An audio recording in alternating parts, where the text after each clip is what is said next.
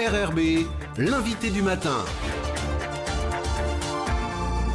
Bonjour Jean-François Bodin. Bonjour Nicolas. Ce matin, vous recevez le colonel Spinetta. Oui, c'est le colonel Spinetta, commandant de la gendarmerie en Nouvelle-Calédonie, qui est avec nous. Bonjour. Bonjour Jean-François. Merci d'avoir accepté notre invitation. Alors que vous quittez le territoire dans quelques jours, au terme d'une mission de 3 ans, vous êtes resté 3 ans en Calédonie, d'abord en tant que chef d'état-major, puis comme commandant de la gendarmerie depuis août 2021. Quels sont les temps forts que vous retenez de votre séjour ? Alors, mes temps forts sont nombreux, bien évidemment. Ce qui vient à l'esprit tout de suite en partant, c'est les référendums. J'ai vécu donc 2 référendums, celui de de 2020 et de 2021. C'est la crise Covid à gérer avec ce que la gendarmerie a pu mettre en place pour contenir la propagation du virus. C'est un commandement aussi assez inattendu qui m'a été confié en octobre dernier. Ce sont les projections sur les îles, sur Belep, sur Marais, sur l'île des Pins. C'est le conflit USUP avec le pont aérien, le pont maritime, de façon à pouvoir envoyer des forces sur ces secteurs où il y avait des troubles à l'ordre public. Voilà le parcours et les temps forts de ces 3 années. Alors on va revenir sur quelques-uns de ces temps forts que vous avez évoqués, notamment les 2 référendums que vous avez vécus en Calédonie. Quel investissement ça a représenté pour la gendarmerie ? Alors, moi j'ai connu 2 référendums. Le référendum donc, de 2020 où c'était 9 escadrons sur place, donc 4 de plus par rapport à habituellement. Et puis celui de 2021 avec 15 escadrons amenés sur le territoire dans une ambiance Covid. Donc en fait c'était une planification de longue haleine, puisque le ministre de l'Outre-mer s'était exprimé en juin pour ce référendum en fin d'année. Et c'était une course contre la montre qui a été assez intense. La gendarmerie a mis énormément de moyens sur ce référendum, de façon à ce que tout se passe bien et que les votes puissent se faire en toute sérénité, en toute sécurité. C'est 50 millions d'euros en fait qui ont été nécessaires pour la gendarmerie, dont près de la moitié qui a été directement injectée dans l'économie locale pour pouvoir faire vivre, loger tous ces personnels.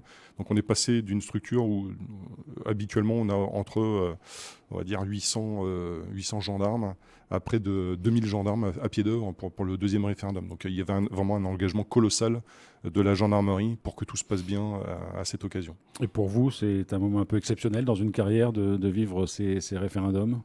Alors c'est exceptionnel par l'opération qui a été menée, bien évidemment, puisque il y a le quotidien, donc la sécurité publique du quotidien, où on a des pôles d'intérêt particuliers. Là, en fait, ça brise quand même la monotonie, si je puis dire, du quotidien, où il faut réinventer des choses pour être au rendez-vous avec un volume de force important qu'il faut pouvoir mettre au bon moment, au bon endroit. Alors vous l'avez dit, colonel Spinetta, au-dessus de tout ça, si j'ose dire, il y avait aussi cette crise Covid qui a aussi compliqué le fonctionnement des choses. Comment vous avez vécu cette crise sanitaire du côté gendarmerie ? Alors, pour la gendarmerie, il y a eu 2 aspects des choses sur la crise Covid. Le premier aspect des choses, pour nous, c'était de maintenir le service public et donc de faire venir des personnels ainsi que leurs familles sur le territoire.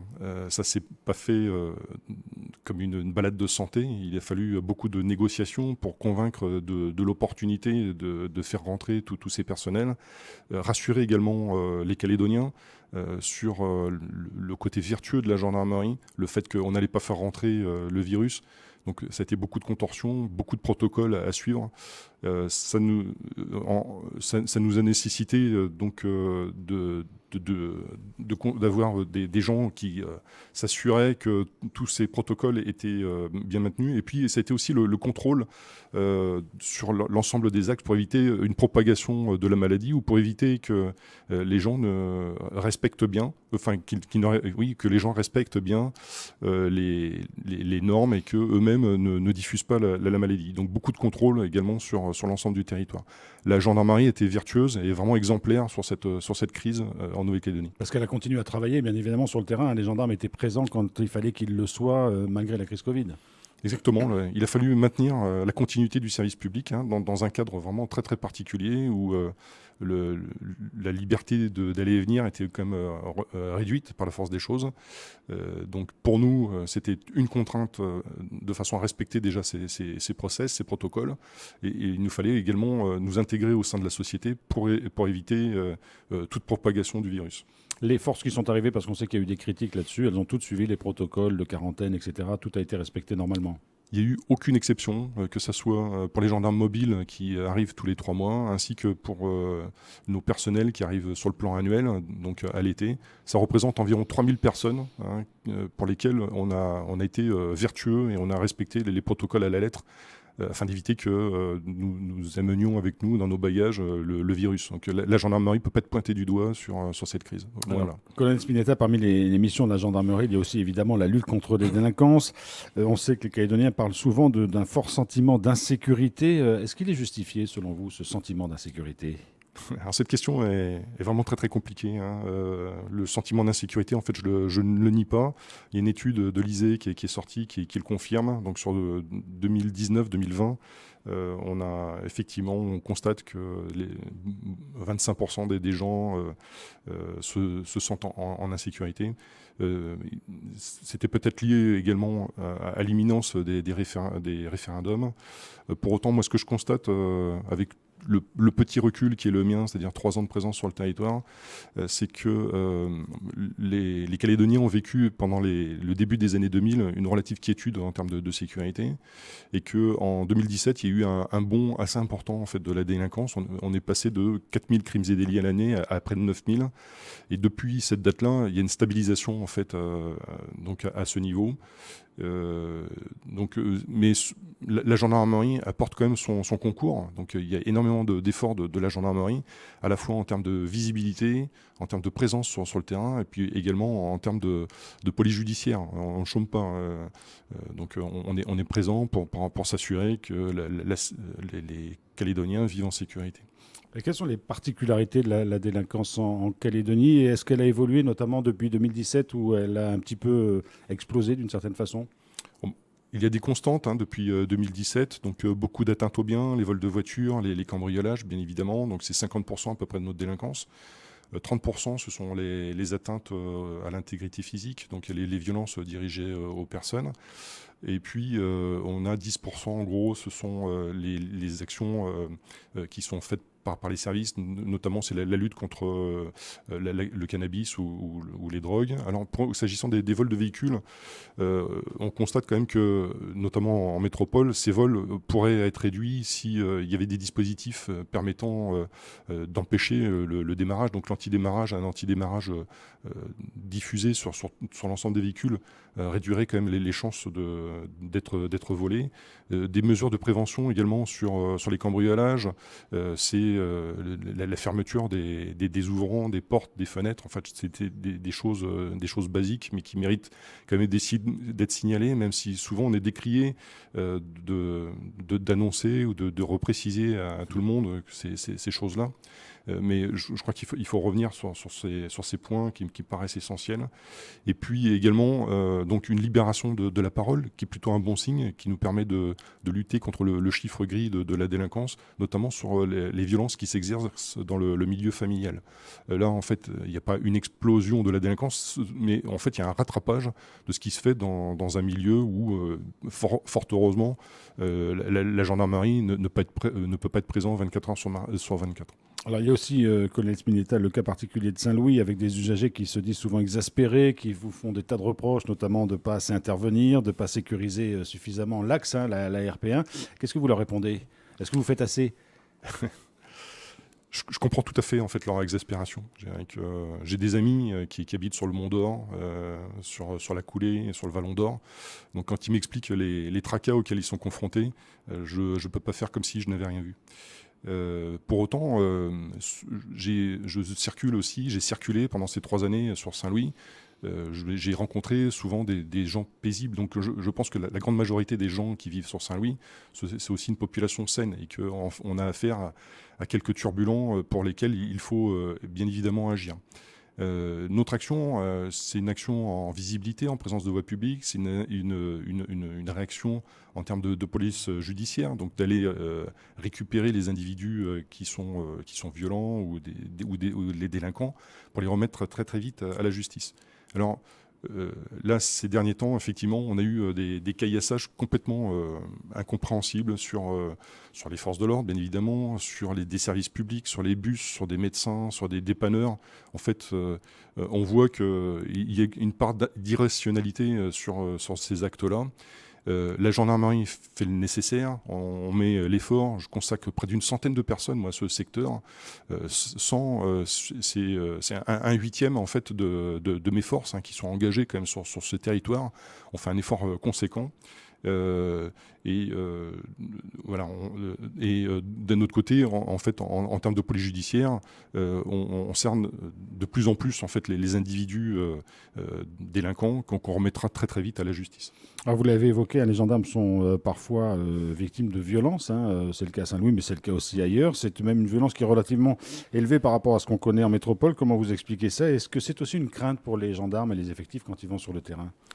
Alors, ou en tout cas une vigilance? Bien sûr. L'outre-mer, d'une façon générale, est généralement un petit peu plus violent. Je n'ai pas d'explication particulière à formuler là-dessus, c'est un constat. À l'année, c'est 70 blessés, dont la moitié, en fait, ce sont des violences qui sont dirigées directement sur les forces de l'ordre. L'année dernière, en fait, ce chiffre est un petit peu tronqué par les difficultés qu'on a rencontrées sur l'usine du Sud. Et la seule façon pour nous en fait d'inverser cette tendance, c'est-à-dire les violences qui sont dirigées sur les forces de l'ordre, c'est de massifier le terrain. Donc c'est-à-dire qu'à chaque fois qu'on est en force, bien évidemment, les violences sont plus difficiles à s'exercer. Et bien évidemment, quand on a une patrouille avec seulement 2 gendarmes, on sait que ces 2 gendarmes peuvent être mis en difficulté. Donc en fait, c'est un casse-tête permanent pour assurer le bon rapport de force au bon moment, au bon endroit, qui a été le mien pendant tous ces mois-là. Et puis alors il y a l'insécurité routière, Colonel Spinetta, avec des records en Calédonie par rapport à ce que connaît la métropole. Pourquoi on n'arrive pas à lutter contre cette insécurité routière? Est-ce qu'il faudrait plus de contrôle, plus de répression? Enfin, voilà, c'est une question que j'imagine sur laquelle vous vous êtes aussi heurté à certains moments. Oui, bien sûr. Je constate, je confirme que en fait, c'est un véritable gâchis sur les routes calédoniennes. C'est triste en fait de faire ce constat, mais c'est un constat qui date de plusieurs années. Donc hier, comme vous l'avez dit, il y a le Conseil permanent de la sécurité routière qui s'est ouvert avec le gouvernement de la Nouvelle-Calédonie qui souhaite prendre à bras-le-corps ce sujet. Donc tous mes voeux l'accompagnent dans ce projet-là, puisque c'est quelque chose qui est de nature à nous faciliter la vie.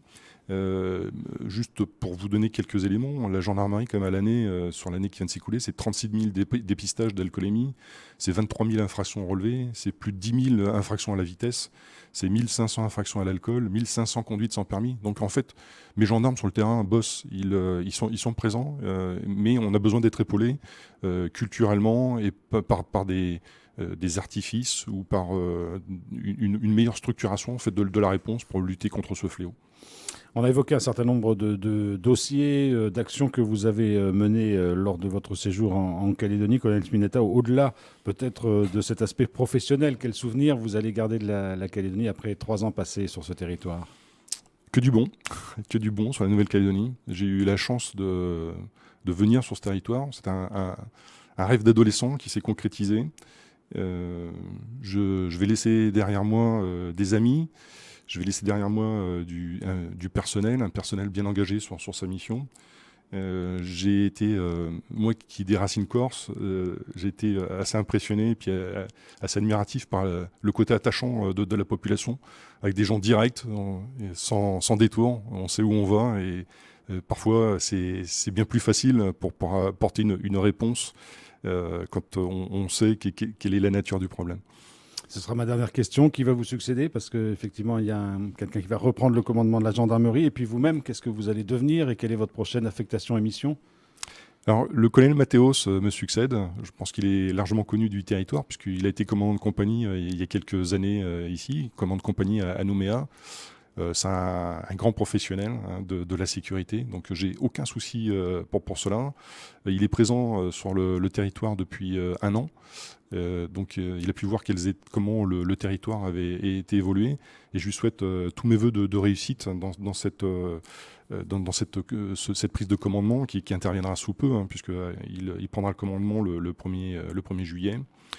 Pour ce qui me concerne, donc c'est Paris qui m'attend, donc école militaire, dans un poste lié à la préparation des officiers, la formation plutôt des officiers supérieurs.